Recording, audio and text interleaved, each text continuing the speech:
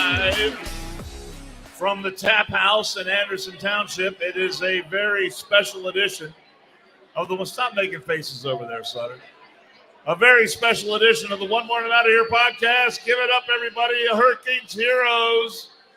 Big on this day, on this Saturday, March the... What's the date today? 16th. March the 16th, the day before St. Patrick's Day. And I don't have a can of beer. I have a bottle of beer, so we're going to dispense with that formality today. But we've been talking about this event coming up for a long time now.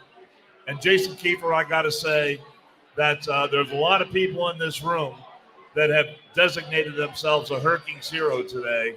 And this turnout is beyond all of our expectations. Dan, good to be here.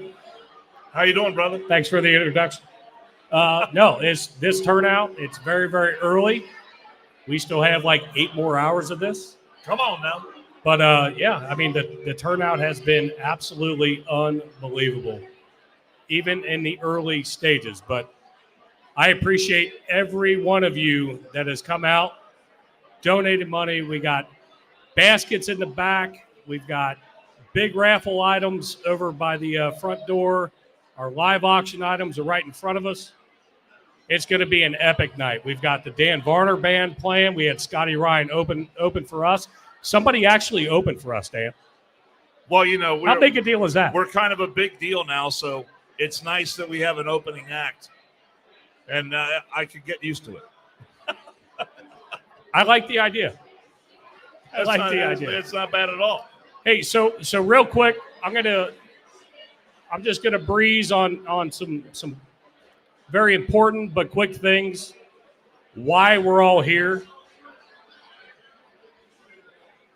Our buddy Rob, which we all need to get better because he stuck me with Dan doing the podcast. It ain't the same without him. And I need Robbie back. But sorry, I'm going through my stuff. Looking through his notes. I'm gonna quickly read a statement from the Herking family, just so everybody knows why we're here, where we're at, and where we're hoping to go. So Aaron Herking sent me this, and on behalf of the whole family, we'd like to thank everyone for their thoughts, prayers, support, and generosity. For nearly 10 weeks, we've been on a journey that we didn't see coming. What started as seizures morphed into something that doctors have not been able to figure out. For those that don't know, Rob has spent most of his time unable to communicate and unaware of what is happening around him. While we're beginning to see small improvements, the road ahead is not going to be easy. Hopefully soon we'll be able to undergo some intense therapy to bring the Rob that we all know and love back. As I've said before, it takes a village, and I am overwhelmed by ours. Thank you all for stepping up, making this easier on us. I know Rob would do the same for all of you. And I want to say,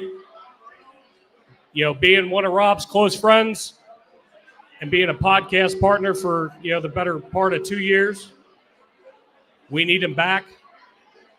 But everybody that is in this building right now that is donating money, trying to win a raffle basket, trying to win a split the pot. We need positive prayers and positive vibes thrown out in the world. Let's get our buddy back, but I want you all to give it up for yourselves, the Herking's heroes that are in this building. Everybody give a round of applause. Yeah, big round of applause for everyone that's here today. It is so great to see so many familiar faces, all our friends from the varsity and other places around town. This is one of those days, Jason, where it feels great to be a member of this community in Anderson Township, and just to feel the love in the room and just everyone here pull in the same direction. This is what we're all about, man. And for us, it doesn't get any better than that. And before we kick into the podcast, we've got a couple guests. One sitting up here now. We're gonna have a couple others, but thank you to all of the sponsors for the baskets, the live auction items. I mean, it was absolutely unbelievable, the turnout that we had for the donations and everything else, and then everybody that has Venmoed. sending, or cash or check or whatever. You guys are killing it. We're not going to be able to name everybody because we've got like 50 plus frickin' baskets. You see what I did? Frickin', not the other one. But we have. You're forgetting this is the One More and I'm Out of Here podcast. Shit. All right, so we have a ton of fucking baskets. That's what I'm talking about. And come on now. Can't thank everybody enough for all the donations. Rob Herking wouldn't have it any other way. Absolutely not. All right, take it away for a so second. the guy that is our third up here at the table today is a guy we've had on the podcast before. And when he heard the situation involving Rob, and he knew we were having the big event today, came down from Springfield. Is it Springfield or Dayton? I live over by Waynesville, Ohio. Waynesville, Ohio, which that's a big commitment to drive all the way down here. Let's have a round of applause for our buddy Christian Bustler, United States Marine Corps retired. And what Christian has done, we had him on initially because we found out about his book, a copy of which I have in my hand right here, No Tougher Duty, No Greater Honor. And it is a memoir of a guy who was involved in mortuary affairs in the United States Marine Corps. And Christian, just to refresh the memory of those who may have seen you on our podcast before and maybe people who haven't seen you before, give us a little thumbnail sketch of your time in the Marine Corps and your work in the mortuary affairs as a United States Marine. All right. Hello, everybody. My name is Christian Bustler. I was a gunnery sergeant in the United States Marine Corps Reserve, which was out of Dayton, Ohio, MP Company Charlie. Back then, when I was in, MP Company Charlie was divided into military police and a group of specialty guys, which was mortuary affairs. So in mortuary affairs, our job was to go out and to recover the fallen off of the battlefield, recover their remains, process the remains, and send them home. I got activated in 2003 to do the initial invasion of Iraq, and we did mostly a lot of firefights and going back and forth across the country, and then we got it sent out from there, and it got sent back home. And then there was word back in 2004 saying, hey, there's guys that don't want to go forward again. But this time they want a bunch of MPs to go forward, military policemen to go forward. And so I volunteered to go then. And then I was stuck with 3rd Battalion, 4th Marines, Weapons Company. And on March the 13th, 2004, I just hit my 20-year anniversary of getting wounded in combat. I took a 120 millimeter mortar that was set up as an IED that was 15 feet from me, and it blew up and took part of my calf of my left leg, and I still have shrapnel in me. I got medevaced out of combat from there, and then got to get my surgeries. And on my third, in 2005, they said, hey, we're sending back over, but we want you to go ahead and take care of the mortuary affairs mission over there. So in 2005, I was in charge of all mortuary affairs operations in and around an area called TQ, Al-Taqaddum, which all of our missions were going to Al-Ramadi at that time. In 2005 and beginning 2006, we evacuated 153 remains, found 14 U.S. servicemen that was initially classified as missing in action. And this is the story that's never been explained before. Now, after all these years, I decided to write a book, and now the book is now in the beginning stages of becoming a movie. How about that? That is awesome. So, ladies and gentlemen, this is a genuine American hero. You all are Herking's heroes. This is a real American hero, a guy who's been there and done that. And the thing that that struck me when I first had a chance to look at your book and we first interviewed you on the One More and I'm Out of Here podcast is that the way the book is written, it really puts you there. It puts you, I mean, you were able to, in a way that so many other writers are not able to do, capture the sights, the smells, and the sounds, and in some cases even the smells of what you were experiencing. And this is a book that does it in a way that a lot of books are unable to do. And the one thing that Christian has done today is he's brought some copies of his book, a limited number of copies, and he has agreed to not only sign copies of his book, but also sell them today, and the proceeds are all going to our buddy Rob Herking and his family. So I encourage you to stop by. His table's right over there. That's your buddy. Who's your buddy holding the book up? It's Chris, Mr. Reedy. And he's holding the book up right there. Stop over there. And if you're so inclined, get a copy of the book. And you're going to help him out by spreading the word about his book. And you're going to help out Rob Herking's family, because all the money that the sales of the books are going to go to the Herking family today. And something that I think, Chris, like we all gravitated together the first time. Our friend Dexter Pitts, who's been on the podcast, great dude, hooked us up with him. The first time that we had him on our podcast, I mean, we literally could have went 4 hours or longer. But I do want to hit on. I think we did an hour and a half as it was. Yeah. I do want to hit on the fact that half of the people in this room probably can't read, but still buy the book. Just buy it. But this book, a very easy read, very intriguing read, and the things that you will learn that we had no idea of, boots on the ground here in the States, that him and his guys did while they were over there. But one of the biggest things that I think everybody sees as they watch, nightly news or whatever, the American flags that are folded on the silver transfer cases, which I learned it was a transfer case, right, not a casket, right, coming off these C-130s of our fallen people. They have nicknamed the way they fold these flags after this man and his unit. Yep. Every fucking flag you see, he made it happen and did it the right way. Let me explain the story. Yes, please. So in 2005, we were taking over for the unit that was already there. And so the first couple of weeks you end up doing where we follow the unit that's there that we were replacing. And then on the second week, they follow us. So we had a U.S. Army major that had got killed that morning. He's from Grand Rapids, Michigan, Major Fester. They brought his remains in, and I saw that what they did is it's no fault of this unit. It was just the way it's always been done. It's the way we've always done it. They took a flag out of a cardboard box, and they put it over the transfer case and tied a white cord around there. And it still had all its creases of it being inside the box. And the flag was still in danger of touching the ground. So the first thing they always teach you when you're in the military is that you never let that flag touch the ground. It brings disgrace upon that flag.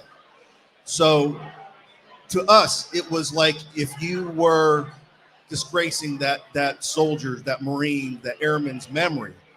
So in 2004, when I was with 3rd Battalion, 4th Marines, after I got wounded and medevaced out, there was a lot of guys who got killed in the first Battle of Fallujah, and I didn't find that out until after I had recovered. And now in 2005, I was in charge of the very same building that their remains came through. And then I was thinking that that's how that flag was to follow their remains going back to their families, and it being folded and handed to the wives and the children of those Marines. So I was thinking, hey, that was messed up. So I ended up going down to the PX and going and buying their only can of starch, their only iron, and their only ironing board they had in the area. And from then we started ironing and starching each American flag. And we folded it in a way where you tied the cord around first and you tucked the flag underneath that cord. So long story short, we ended up adopting it. The Marine Corps adopted it, the Army did. And so everybody who has left combat out of Afghanistan and Iraq out of 2005 and 6, and then on to even to this day, anybody who gets killed overseas, their remains comes home with that flag. So if you see a picture of the remains of the ramp ceremonies, that's the flag that we started back in 2005. It was to honor those who given the best, given the rest of their lives to protect our freedoms. Are you able to put into words what emotions or feelings you have during and I don't think we see this enough on television and in our lousy ass media that we have in this country. When you see the transfer ceremony and they arrive in a military base back in the States, when those caskets come off the airplane and they're carried off by the honor guard. Dan, I already told you they're called transfer cases. I know they're transfer. I'm saying the Marines or the military members who carry them off.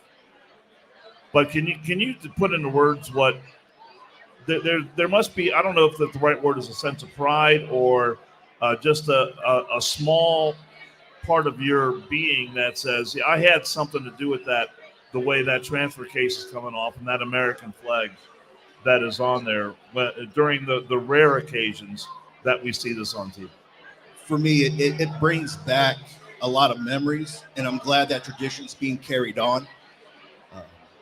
It is something that we wanted to honor those who had sacrificed their lives for the rest of us, and it's good to know that they treat that flag, because that is a direct representation of that soldiers, that Marines, that airmen, that sailors service. Yeah. And I was thinking, if that is the one that flag that goes and the companies that remains all the way from us all the way to the gravesite, I would want the family to know that we honored that their loved one the best that we could by treating those remains. Treating those the flag as best as we could. And so it's kind of dual-sided, because I'm glad it's being carried on, and then the tradition that we started back here is still being carried on. But I know where that flag is going, and I know what it represents to that family. And then at that point, that is the untold side of it that people don't know usually know. And so that kind of rips out my heart a little bit, but it comforts me to knowing that we did our best to take care of them. So there's a little piece of you in each. Yeah, so there's a little piece of us. Absolutely, that's a perfect sentiment there. There's a piece of Chris and his unit that started that goes with every one of those guys and gals. And the thing is, you've created this legacy now that is going to outlive you. It is going to outlive every person in this room, and hopefully be carried on until for as far as the eye can see, or as long as we can even imagine. Right. And that's why it is so special for us to consider you a friend of not us personally, but and not just us personally, but us as a podcast, the One More and I'm Out of Here podcast. And we can't thank you enough for taking the time to come down today. And again, everyone, if you get a chance, stop by, pick up the book. And again, all the proceeds go to the Herking family from this extraordinary and special American. And I can't recommend strong enough that you take the chance to do that today. So let me add, Chris, Dan, Rob, and I, we all stayed in contact after the first time we met, and we had him as a guest. And reading his book, I mean, Rob and I crushed it. Within a week and a half, just burned through it. Wanted to know as much about this man as I could. And so when he comes down at the Varsity, when we did the original podcast, brought his lovely wife. According to him, stayed way longer than he should have, which is weird that we would be a bad influence on anybody. But it was a good time. He had said that there was a possibility that it would become a movie. Well, then the writer's strike hits. So talk us through, after the writer's strike, where we're at now as far as this book becoming a movie. Yeah, I want to hear about the movie. So we got two producers. We can go see that movie theater right across the street, brother.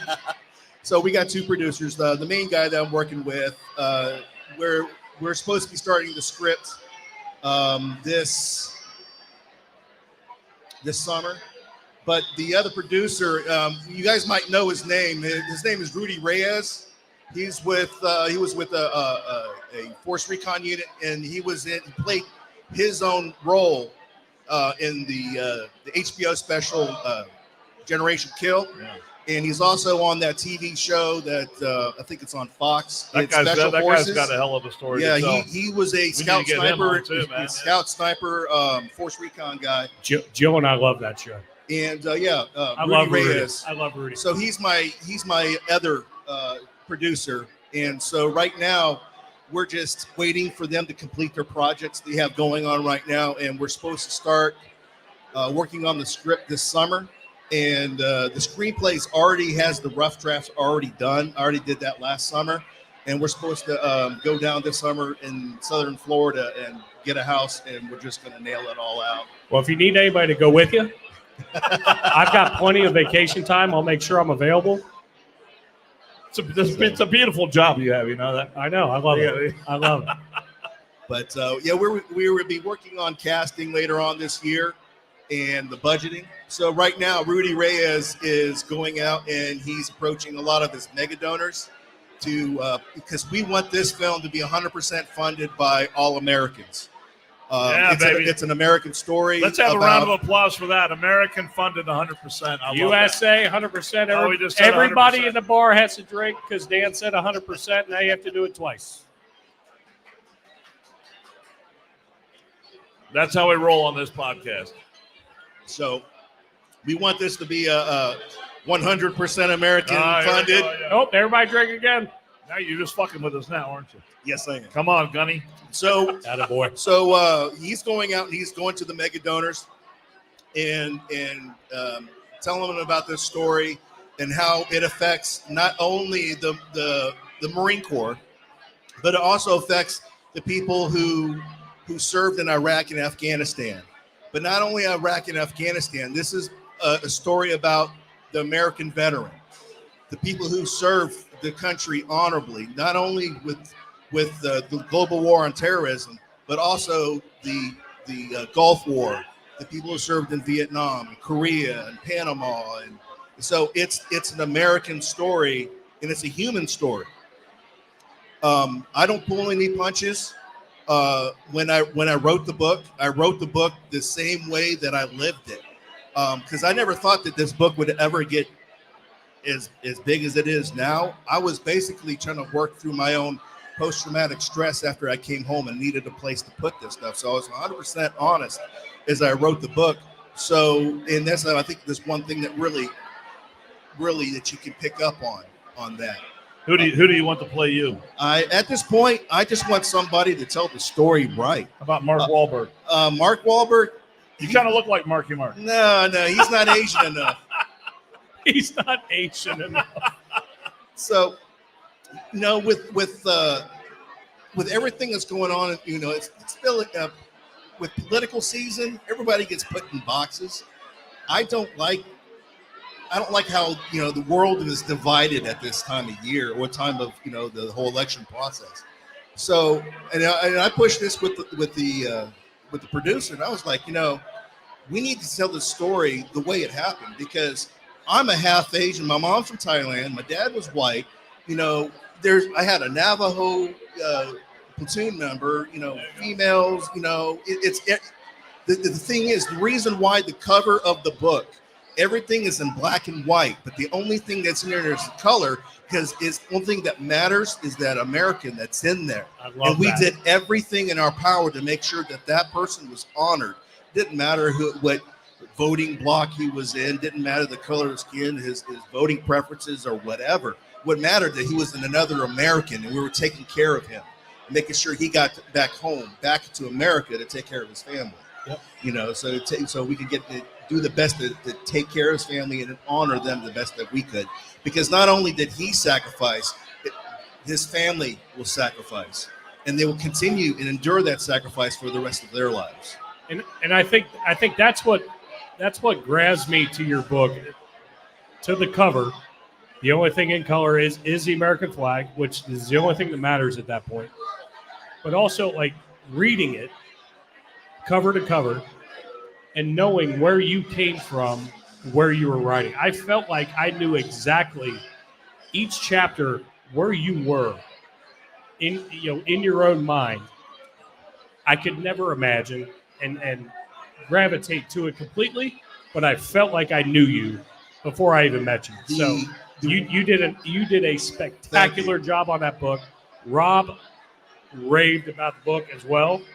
That's why when you said you were coming down, I'm like, you're going to be a guest on the podcast. That's awesome. Just the way it is. The thing is that I needed a place to put all my traumatic experiences of being in this job, and for me, PTSD was all about the little electrical connections. When you smell something, it takes you straight to that moment.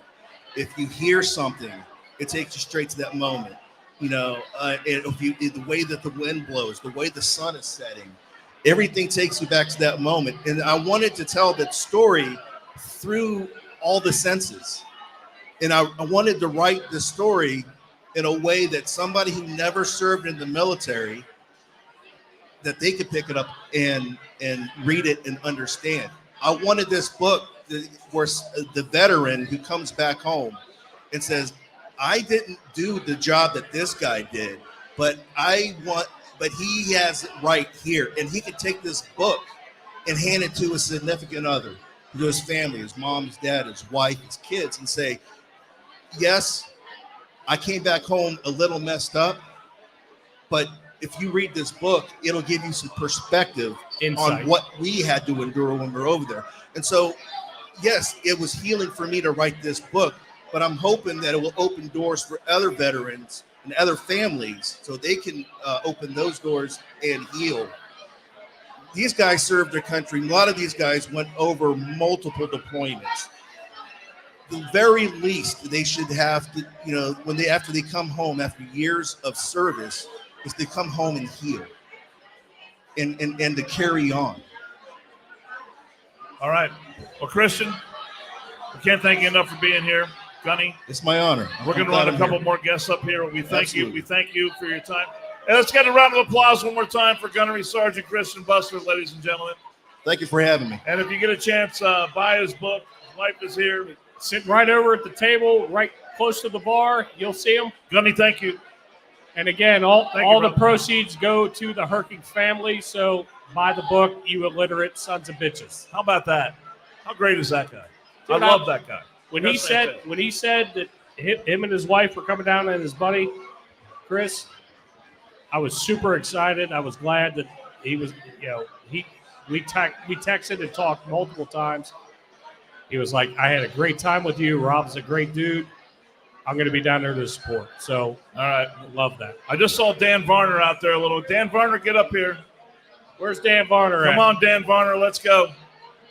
I mean, we don't have much time left. He's probably trying to sneak a smoke.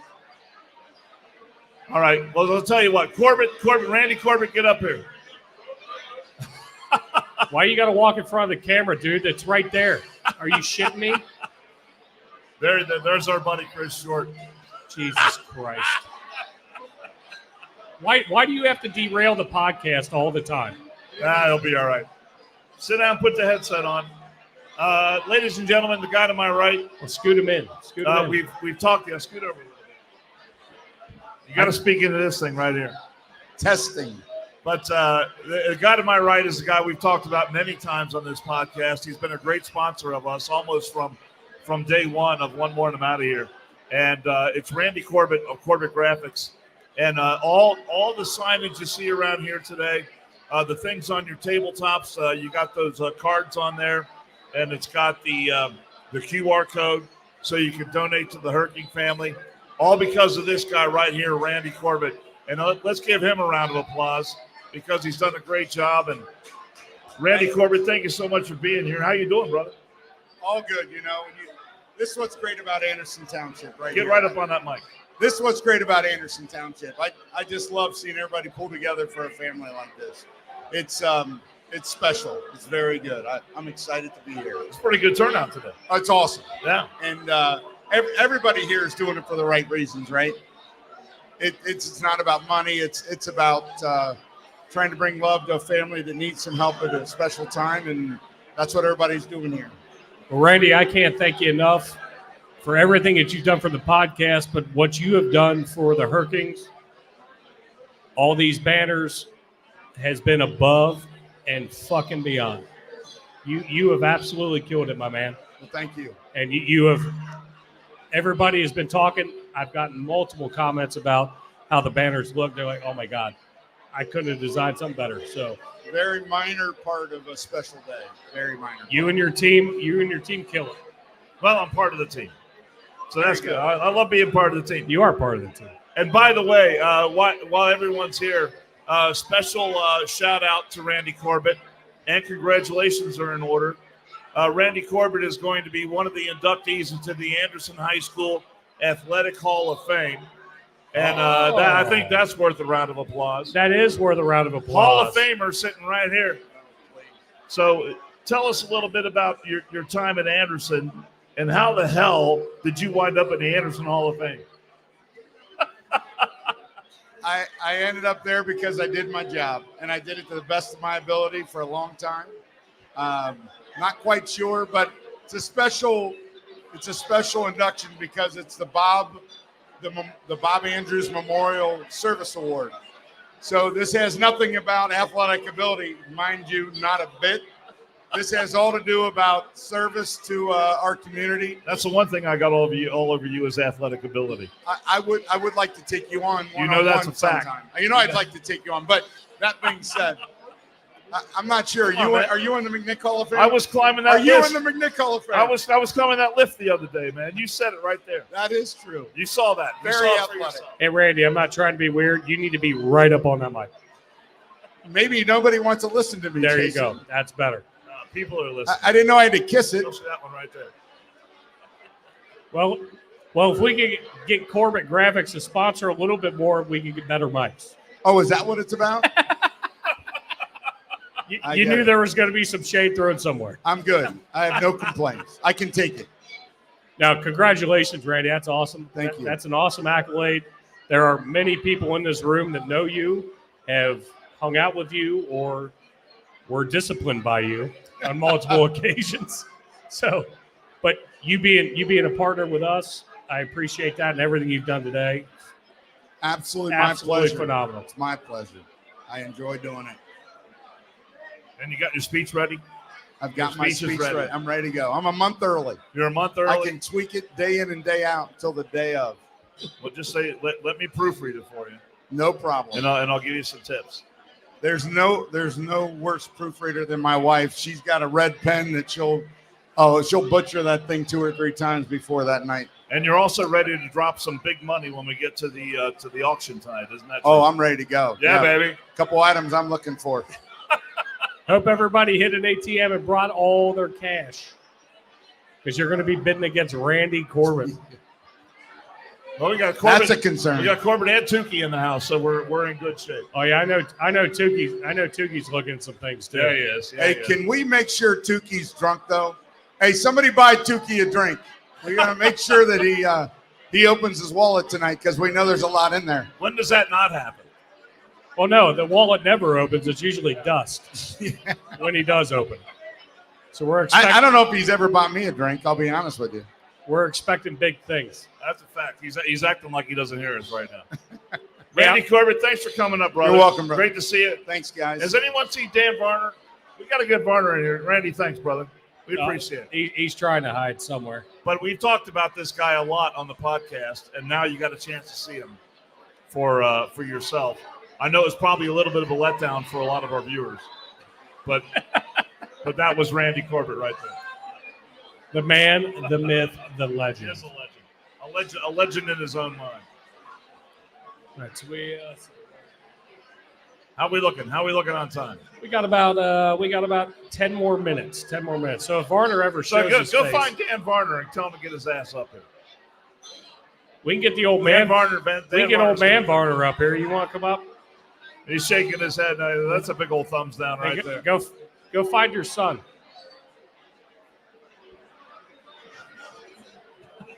He says he has nothing to say because everything will be incriminating. I know our buddy Roller is in the house. I can't. I'm absolutely. The doors opened at 4:00. People were here a little bit early. but we absolutely. Everyone's like, "Oh man, it's a great turnout." I'm like, we still have like 8 more hours of this. That's okay. And this turnout is absolutely phenomenal. Everybody looks pretty comfortable. So we're doing a great job. And once again, the baskets are we in the back of the house or the front of the house? I want to say the back because it's over there, but I guess that's really the front of the house. Front door's that way. Front door's that way. I'll call us the back of the house. You got all the baskets over there with the raffle items. Up in front of us, but you really can't see on camera. Come on, Dan Varner. You really can't see on camera all the auction items. And then, again, even if you're watching us, you can donate to the cause, and I'll give you a minute to dial that up where you can put the QR code up there. It's already flowing on the live stream. I don't have my laptop for us today. At Aaron-Herking-1 on Venmo. We got QR codes all over the place, but for all our out-of-towners that weren't able to be here, I know we do have some out-of-town podcast listeners that are going to be in the house or potentially are in the house. I just don't know yet. All right, so we are joined on the stage at this time by the one and only Dan Varner. And Dan, I wanted to ask you a question. What's up? Because you have been involved in a lot of fundraisers, events of all sorts of different kinds of events. This one today, though, is probably, I'm hoping, a little bit special for you. Absolutely. And I think you got to be, even with all the events that you've been to, you look at the turnout today, and you got to be pretty impressed by that. Are you kidding, man? This is incredible, man. Can anybody hear the voices out there at all? Give yourself a big round of applause out there, everybody. We've been trying to get them to do that. Give it up. Give it up for yourself. Make some noise out there. Corbett heard you. He's got that whistle going on. No, and I tell you what, who would love this the most? Mr. Rob Herking. Oh, Herking would be absolutely. He'd be in full form if he was able to be here. Absolutely, man. So no, I appreciate you guys having me up here, and I appreciate everybody that showed up tonight and donating 45 baskets. Almost Is that 50. crazy? Is that Almost 50? Is that I think what we're it at is? 50. Oh my goodness. They just kept rolling in. You know, Kept rolling in. that's- Which is a good problem to have, but a logistical nightmare. The giant wagon of booze. Kerry is Wolfangle nailed it with the Absolutely, baskets, dude. logging everything. Sons of Big man. round of applause for Kerry Wolfangle Yeah. and Chris Short. Give it up. All of the sons of the American Legion that have helped, and then all the friends and family that are throwing everything they can at this. Yeah, there's a lot of money being spent, and the night is young. We still got all night to go, guys. I haven't even gotten in my wallet yet. Yeah, man. I got my eye on something. I'm going to be fighting Dan's wife for it. Yeah, baby. No, I was just thinking, though, walking around, seeing everybody. Community, man. Put your hands down. Anderson Township community is what it's all about. Yes. There's nothing better than this. There's nothing better than living in Anderson Township. Turpin Anderson people are the best. McNick, it's okay. Dan? Hey, come on. Hey, wait. There's some rockets in the house. I know there's some rockets in the house. I'm not the only one. I think it's all Raptors and Spartans. Raptors and Spartans, that's fine. All I heard was booze. Although we call them Redskins around here. Once a Redskin, always a Redskin. Come on now. Yeah, they love that. No, but it does go back to community, and this community, man. I went to Wilson, grew up here. These people are the best in the world, man. I would only live here, and that's it. That's it. Yep. That's the thing about living here. I always tell people, they say, why people I talk to from out of town or whatever, they always say, why do you want to live in Cincinnati? And I say, because it's easy to live here. Absolutely. And I've lived in other parts of the country, and it sucks compared to here. I don't want to live in D.C. I don't want to live in California. I don't want to live in Arizona. I'm a transplant. I did not grow up here, Yeah, but I moved over here when I was 21, and I'm never moving away. that's right, man. Ever. Well, and all your friends that do move away, they always come back, man, because it's this community. Yep. Everybody loves it. But Dan, It's just good people. I want to thank you for being the sponsor of the podcast, everything Yeah, that you do to help us out. I want to thank you for everything you've done. 100%, buddy. Nope. Oh, there we go. Everybody drink 100%. Fucking Varner. Now we got to drink again. You can't cuss? But I want to thank you for everything you've done. You were part of the planning committee for this and, getting us set up here. We're going to get out of your way here very, very shortly. But Like always, man, it's an honor to be a part of anything that goes on, anything you guys do. Thanks for having me up here. Anything, the Sons of the American Legion, just what a great group of guys. You know, don't get any better than that either. We banded together and got some things together. Brothers for life, man. Yep. How's the set going to go tonight? We're going to play a lot of old country music. Little Johnny Cash maybe to kick it off? Let's take bets on that. The man in black. The man in black just said it. Safe bet. So one of the things we always do is you've been a great sponsor of the podcast. Is we always read some copy for one of the either Ohio Valley Productions or the Varner Netherton Revival. I'm not done thanking people, by the way. And then I know we're not done yet, but we have to wrap it up here soon. One of the things we always talk about is the Varner Foundation. Yeah, thank you. And instead of me reading that, why don't you tell us a little bit about the Varner Foundation? Absolutely, man. Thank you for that. And it's an honor to be a sponsor for you guys as well with one more, and I'm out of here. But the Varner Foundation started about 5 years ago. What we do is we go around the community. We find trusted partners. Like everybody around here knows Beach Acres. They're one of our trusted partners. Jack's Closet around here is one of our trusted partners. And the idea behind it all is those trusted partners will bring stuff to the Varner Foundation that can't be filled, stuff that falls through the cracks. It could be tires on a grandma's car. We talk about kinship care. It's a big problem we have out there in kinship care. That's when, say, a grandma takes her grandkids in and not letting them go into the system. That's what kinship care is all about. Foster care, they get a little more money given to them by the state and the government. Kinship care, not so much. So I would say about 70% of the work we do now is with kinship care. But going back, say a grandma's got to put new tires on her car to get her grandkids who she brought in, who she now has to go back to work, living on a fixed income, which, you know, when you retire, it depends what you did with your life, what kind of money comes in. Most of them have to go back to work. They could take in 2-3 kids. It's brutal, right? Never expected that. They didn't save enough money for another family and raise another family. So when these things fall through the cracks, she needs new tires on her car. Beach Acres would call us up. They would let us know what we do. Say it's Bob Summerall or anybody else that we get 3 quotes for. We'll write a check for those new tires. And that money that we write a check for does not go to the grandma, doesn't go to Beach Acres. It goes directly to Bob Summerall. That way we know where that money's going. We can keep track of it. Unfortunately, there's a lot of people out there take advantage of the system. We don't let that happen. That's where our trusted partners come in. Everybody's vetted, and it's those small things like that. It just goes on and on. We don't know how bad it is out there. We're from Anderson Township. I am living in a bubble. I had no idea, man. It's all around us. Please donate. VarnerFoundation.org, man. God bless you. There you go, VarnerFoundation.org. And the one part I love always talking about when I get to read that copy is that a lot of times it's a single phone call that gets the job done. Yes, sir. And not only that, but every dime that you raise, every bit of it goes to the cause. You don't skim for overhead, office rental, executive salaries, all that kind of crap. It all goes toward the mission, which is those are so hard to find these days, and it's a beautiful thing. Dan, I'm going to say it. 100% goes. 100% that comes in goes out. I was trying to avoid 100%, but I know you were. I had to open another beer. But seriously, 100% that comes in that you donate to the Varner Foundation, 100% goes out to help those in need, man. Okay. So always think about us. Wolfhanger wants to take a picture. So I do need you, Dan, to ad-lib.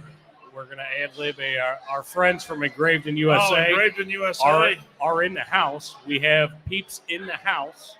Rich is a loser and was unable to be here. Another event today. He chose to go to New York to watch the Big East tournament. But boo. Yeah, boo him. Boo him. Hey, go ahead. Boo. Boo as loud as you want. But we want to thank Tim, Tammy, Tanya, Jeff, Rich from Engraved in USA, who has been a huge sponsor of this podcast, helped us out. We've got a Rob Herking engraved bottle in that wagon of cheer that, whether you want to look at it or not, you're going to get it. You don't need me to talk about Engraved in USA. You're doing fine by yourself. I'm adding roll it off. Knock yourself out. Keep going. But the fact that you guys showed up, Tim, we appreciate you. We appreciate everybody there. Sorry Jeff's sick and was unable to be here, but thank you so much for the support, and we're gonna keep it going. But Danny, I think we're gonna dial it down. And I will do that by saying the two Dannys. one more, and I'm out of here. And we are getting ready to go because Varner's going to kick us off the stage. Let's go. Our buddy Phil Russo's in the house. And we got all kinds of people here today. But once the gratitude is just overflowing tonight. And again, it's great to be part of this community. It's unbelievable to come out to events like this because people turn out. They do. People turn out, and Anderson Township, man. I mean, you're helping a buddy of ours, and so many people in here are showing love for Rob and his family, and what a beautiful family. And again, we just, from the bottom of our hearts, we can't thank you enough for being here and supporting the One More and I'm Out of Here podcast. I just say, man, and we love and miss you, Rob, and we can't wait till he's back up here sitting with you guys, man. Really can't. At least he'll maybe hopefully be able to watch this someday. That'll be great. It's game. We appreciate everybody that's came out. And, hey, guess what? Thanks for listening to One More and I'm Out of Here. Subscribe. Find it on the audio platforms. Download. And we appreciate everybody that is here. And in honor of Rob Herking, I'm ready for it, Jason. You go ahead and ask the question. Hey, Dan, do you manscape?